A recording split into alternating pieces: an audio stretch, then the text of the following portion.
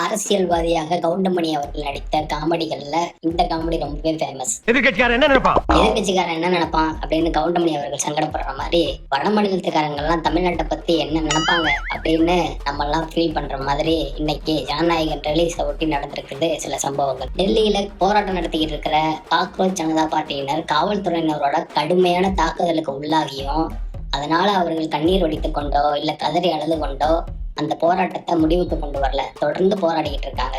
ஆனா ஜனநாயகன் படத்தை பார்த்து தமிழ்நாட்டு அமைச்சர்களும் தாவேக்காவை சேர்ந்த நிர்வாகிகளும் அழுதுகிட்டு இருக்காங்க அப்படிங்கிறத எந்த வகையில எடுத்துக்கிறது? இவங்க அழுதுகிட்டு இருக்காங்க இல்ல சிரிச்சுக்கிட்டு இருக்காங்க எப்படியும் போகட்டும். ஆனா தமிழ்நாட்டுல இருக்கிற, குறிப்பா சென்னையில இருக்கிற பல கல்லூரிகள்ல மாணவர்கள் போராட அனுமதி கொடுக்காம காவல்துறையினரை வச்சு அந்த மாணவர்களை முடக்கிற சம்பவங்கள் தொடர்ந்து நடந்துகிட்டு இருக்கு. இதையெல்லாம் கவனிச்சுக்கிட்டு இருக்கிற தமிழ்நாட்டு மக்களின் மனநிலை என்னவா இருக்கும்? அதுக்கும் கவுண்டமணி அவர்களோட ஒரு டைலாக் இருக்கு. உங்களை திருத்துறது என் வேலை இல்ல, என்ன முதல்ல நான் திருத்திக்கிறேன்டா.